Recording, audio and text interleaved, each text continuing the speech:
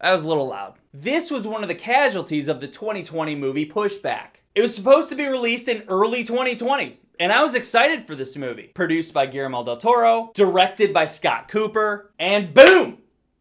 It gets bumped to late October / early November of 2021, depending where you live. And now in retrospect, looking back at 2020 and how the events rolled out, this movie would have been perfect to release in the year 2020 because it is bleak and dark and just...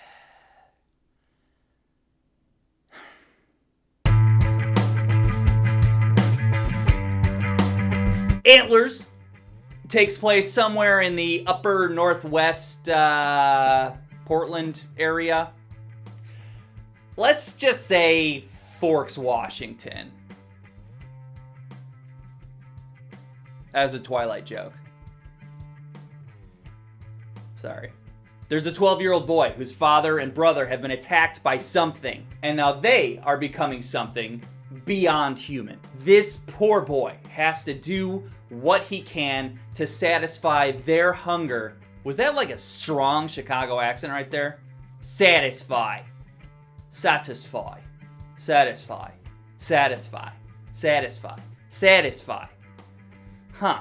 This boy has to do what he can to satisfy their hunger for flesh. Because if they get out, something bad could happen. Jeremy Thomas plays Lucas. What a performance that this kid gives. He's just a walking manifestation of anxiety. He's 12 and he has no idea what's happening to his dad or his brother, and he has to find a way to keep feeding their hunger. He's got to do anything that he can to keep them satisfied. For sure his dad is a piece of shit, but it seems like he was a good enough father for Lucas to still want to take care of him. As far as his relationship with his brother, Lucas is the best older brother ever, and it kills me, breaks my heart. He's clearly terrified. He's terrified of them, but he's a brave little guy. I've never seen this kid before, but he was great, and I hope this kicks off a very successful career for him. Carrie Russell is in this. She plays Lucas's teacher. In class, she takes notice of Lucas's odd behavior. She gains interest, and this leads to her trying to help him out, not knowing what she's in for. She has her own set of problems, though. She and her brother both have a history that they're working to get past, and they're making an effort to reconnect and be better siblings again. A lot of sad shit going on in this movie. Carrie Russell's great, though. She carries a lot of weight in her performance, and you can feel that baggage. And it sucks. I would say that this movie is a bummer. It's not bad by any means. I think it's very well done.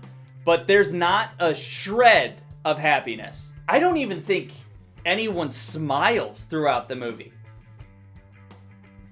I don't remember a single smile. When it was over, I felt kind of empty and slightly hopeless. I will say, I did like it. I like this movie. I think I like it quite a bit, actually. It is a slow burn, though. It's only an hour and 40 minutes, but it feels like 2.5 hours. It takes its fucking time. All the actors do a great job, and every single one of their characters has some sort of trauma that just brings you down. It's just an added dynamic to these characters that makes sure to keep you nice and sad for these people. I don't really think this is a spoiler, but the monster in this movie is based on the Wendigo folklore, and I thought that was really cool. The monster itself is done with practical effects. Yes, it looks badass. The makeup and blood that they use looks fantastic, and it looks genuine. It looked like some real shit. It's kind of gross, and when you look at the screen and you're like, oh, that's kind of gross, you know something's going right. The location and the color grading of this movie looks beautiful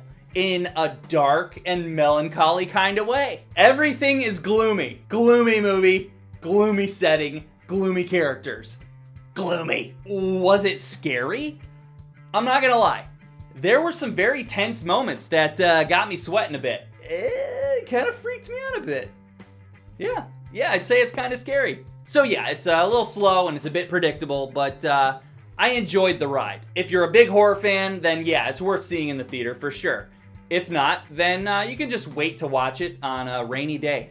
However, if you are in a great mood, don't watch it. It's only gonna bring you down, okay? Watch it when you're already down. It's the way to do it, okay? See ya! Subscribe!